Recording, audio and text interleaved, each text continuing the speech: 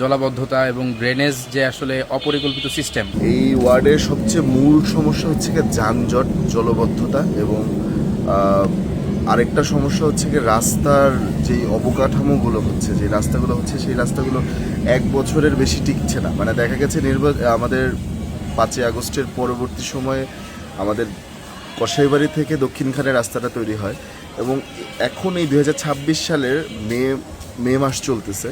এই মে মাসের মধ্যে রাস্তার বিভিন্ন জায়গা থেকে গর্ত হয়ে গেছে, বিভিন্ন রাস্তা ফেটে গেছে, সাইড দিয়ে ভেঙে পড়েছে। ইতিমধ্যে আমরা যেটা দেখতে পাচ্ছি প্রচণ্ড পরিমাণে মশা। এই মশা থেকে বের হওয়ার উপায় কীভাবে আমি জানি না। জলবদ্ধতার কারণগুলোতেই মশাগুলো তৈরি হচ্ছে। রাস্তার যে অবকাঠামো আপনি দেখবেন কালকে অথবা আজকে, আমার সঠিক মনে নেই, দক্ষিণখানে একটি ট্রাক উল্টে পড়ে গেছে, একটি দালান ভেঙে পড়েছে আর কি। এরকম একটা অবস্থা রাস্তায়। পরিস্থিতি আপনারা রাস্তাঘাট না ঠিক করেন তাহলে রাস্তাঘাটে চলাটা কঠিন। কি আর বলবো ভাই, রাস্তা পুরাই খারাপ। এর আগে আমার 2বার গাড়ি ভাঙে পড়ে গেছে, মানে রাস্তার জন্য। Presenting Walton Crystal Series. Switch to premium. Switch to Crystal. এই সমস্যার কথা বলতে হলে আমাকে শুরুতেই বলতে হয় যে আজকে সারাদিন হলো বৃষ্টি হয়েছে এবং সবচেয়ে দুঃখের যে ব্যাপারটা, এটা হলো গিয়ে 52 নং ওয়ার্ডের বিভিন্ন অঞ্চলে জলাবদ্ধতা এবং ড্রেনেজ যে আসলে অপরিকল্পিত সিস্টেম, এটার কারণে হলো গিয়ে দেখা যাচ্ছে বিভিন্ন জায়গাতে পানি উঠে গিয়েছে। বিশেষ করে আমাদের বাউনিয়া এরিয়া যেটা রয়েছে, অন্যতম একটা ঘনবসতিপূর্ণ একটা জায়গা, সেখানে হলো গিয়ে জলাবদ্ধতার কারণে অনেকের বাসার ভিতরে পানি প্রবেশ করেছে। অনেকে হলো যে সরু রাস্তা, এই রাস্তা দিয়ে যখন চলাচল করতে যায় নারী, বাচ্চা বা এমনি যারা আছে, যারা বয়স্ক আছে, তারা আসলে চলাচল করার মতো কোনো পরিস্থিতি থাকে না।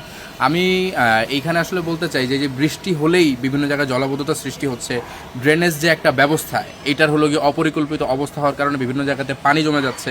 এবং এর পাশাপাশি বলবো যে আমাদের 52 নং ওয়ার্ডে অন্যতম আরেকটা সমস্যা হচ্ছে গিয়ে ভাঙা রাস্তা এবং সরু রাস্তা।